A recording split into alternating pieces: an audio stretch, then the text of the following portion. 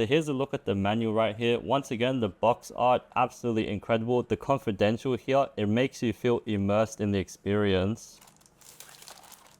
This time around, they've even wrapped it up in plastic.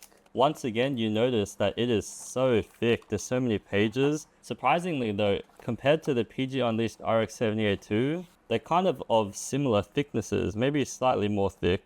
Let's have a look at what's inside. We'll go page by page. This is what it kind of looked like in the original anime, and they try to recreate it with the modern Nu Gundam. Again, incredible piece of artwork. It goes into more detail, shows you what it looks like, some information about the different parts. You have a picture of a Sazabi fighting the Nu Gundam, goes through what the weapons are like, and then it goes through all the parts. So something that's super important and necessary, because there's so many pieces, is they tell you where to separate into which pieces, and then there's usually an image of the part that it belongs to. If this did not exist, it would be so much more difficult to make, because personally, I like to clean up all the pieces first and then build it. It just saves a lot more time rather than doing it one by one. This is what I talked about earlier. It goes from phase 2 to phase 3 to phase 5. It's kind of weird with the ordering. They could have just went phase 1, phase 2, and then phase 3, but it is what it is. And it goes through all the parts. That's very cool to see, but not very practical. And then it goes through the different pieces. The base assembly is first. Notice that it uses parts from different boxes, so each box isn't independent of each other. This base, I really want to see someone make a better one specifically for the Nu. I'll buy that and review it if it comes out. And then another useful thing is they kind of give you like different leg unit parts. You can build it separately and then combine it. That's again something that I'll probably do. These days the manual is just so detailed, it's almost impossible to make a mistake. They highlight all the important pieces. And for this kit, they also put on the metallic etching stickers as well as the 3D ones already on the inner frame. That is going to be so detailed once it's finished. But yeah, you can see there's all of the different procedures right here. Let's just skim through.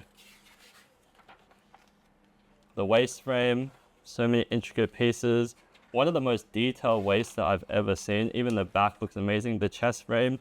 Notice there is the instructions for the LED unit. So this is where I probably need to slow down because I want to wait for the third-party ones.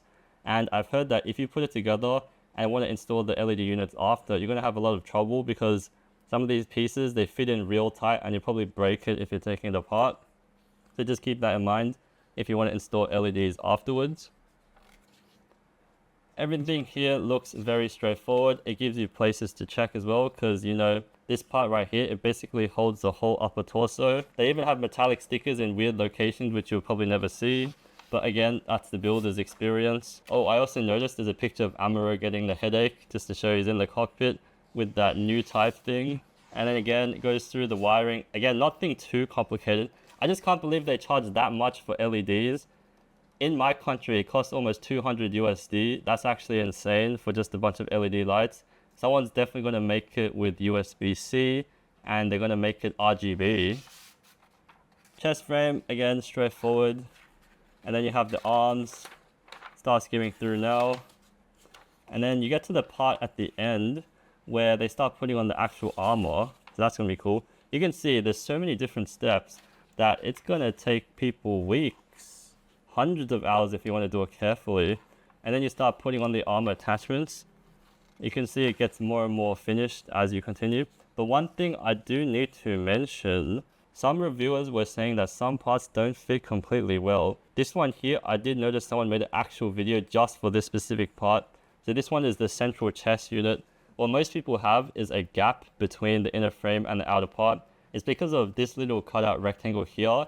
It actually doesn't fit the hole perfectly. So most people, if you want it to fit perfectly snug, you have to actually sand that part so you can push it all the way in. If you watch some of the big YouTubers videos, you will notice that specifically for the chest, there's a little bit of a gap. You guys can fix it at home if you notice it, but just don't push too hard or you'll break it. You need to sand it first.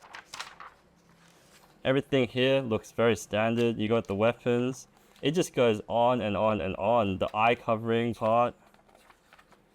And then the backpack. So notice here in the backpack that you can set it up in two ways. Because you have double of this type, you already know the double fin funnels are going to come out eventually.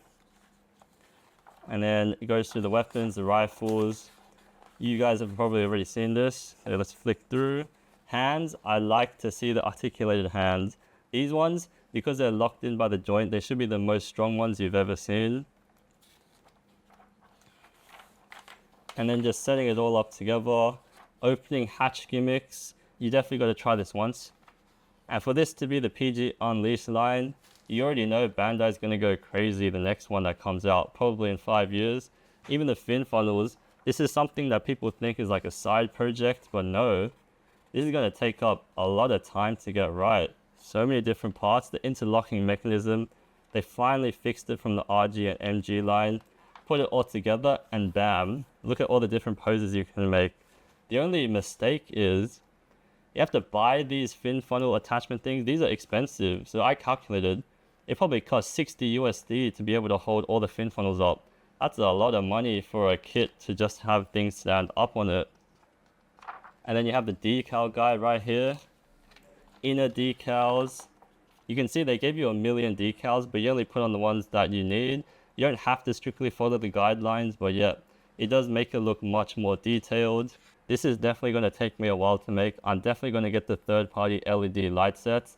Potentially even a new base. If someone comes out with that, I'll review those. So definitely stay tuned. Hope you guys enjoyed the video. Feel free to give it a like. Make sure to comment down below if you have any questions. I'm going to answer them all. Subscribe if you want to see more, and stay tuned. I'll see you guys later. Peace.